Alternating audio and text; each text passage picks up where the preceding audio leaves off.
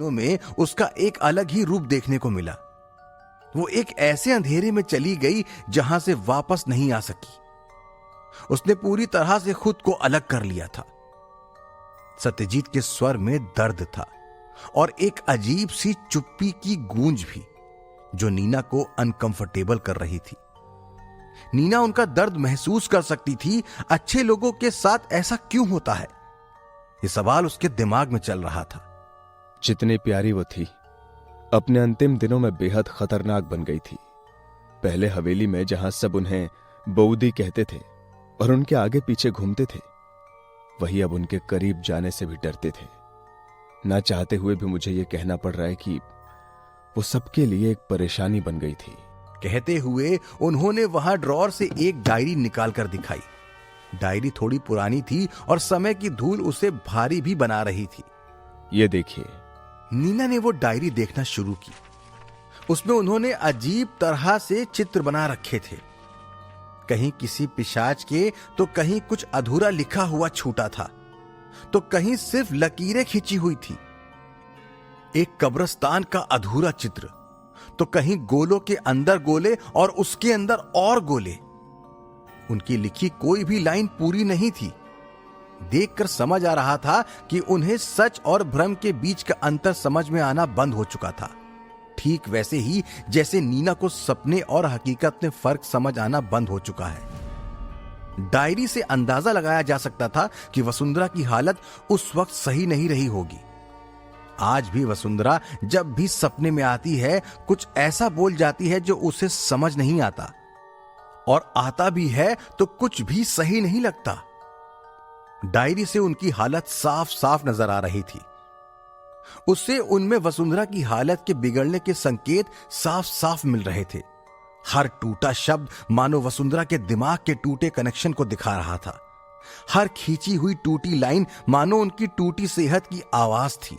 वाकई में वो बहुत परेशान थी, नीना ने धीरे से कहा, जबकि सत्यजीत ने मौन होकर उसकी ओर देखा, जैसे वो उसके कहे शब्दों का इंतजार ही कर रहे हों। थोड़ी देर बाद उसने बोलना शुरू किया।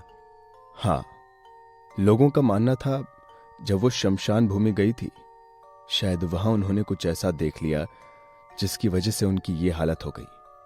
आपकी बातों में भी वही सब झलक रहा है। मुझे लगता है कि पोर्ट्रेट पूरा करना ही एकमात्र उपाय है जिसके जरिए हम वसुंधरा की आत्मा को शांति दिला सकते हैं, और आप भी उसके बाद फ्री हैं। सत्यजीत आगे याद करते हुए बोले, मुझे आज भी अच्छे से याद है उनका वो आखिरी दिन। वो बेहद डरा देने वाली हरकतें कर रही थी, यहां तक कि उन्होंने अपने नाखूनों से मेरे हाथों तक को जख्मी कर दिया था।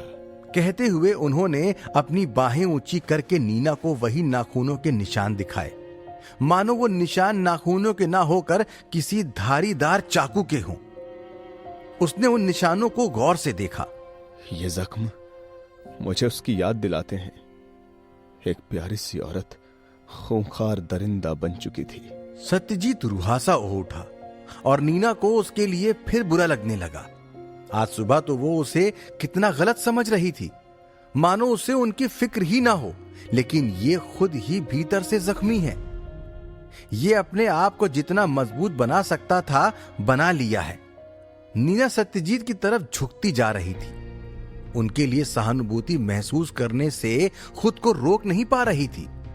वो सोचने लगी, मिस्टर चौधरी सच में वक्त के मारे हैं, जिन्होंने वसुंधरा की मानसिक हालत भी चुपचाप सहन की।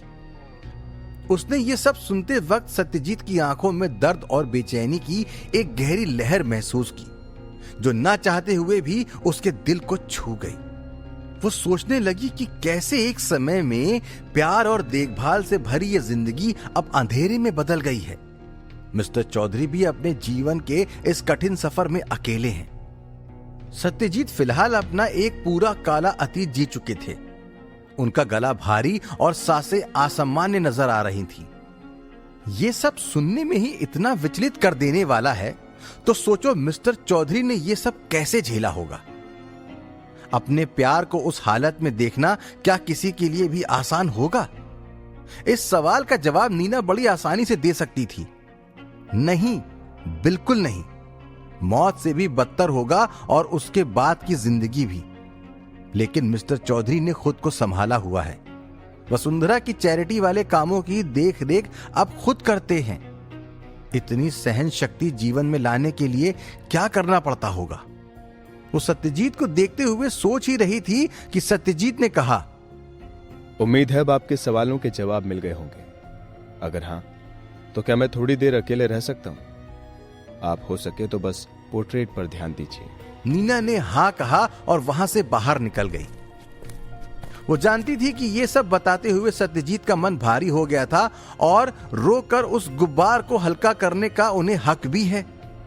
क्या आज रात को वो सो पाएंगे या रोते ही रहेंगे? मैंने क्यों उन्हें ये सब याद करने पर मजबूर किया? नाजुक दिल के लोग हर गलती का दोषी खुद को ही मान लेते हैं। नीना का नाजुक दिल भी खुद को ही दोषी मान लेगा। वसुंधरा के साथ ऐसा क्या हुआ होगा जो अचानक बीमार पड़ गई? यही सवाल लिए वो कॉरिडोर में आगे बढ़ी। उसे गलियारे में एक हल्की सी आवाज सुनाई दी, मानो उसे यकीन था कि ये आवाज वसुंधरा की है।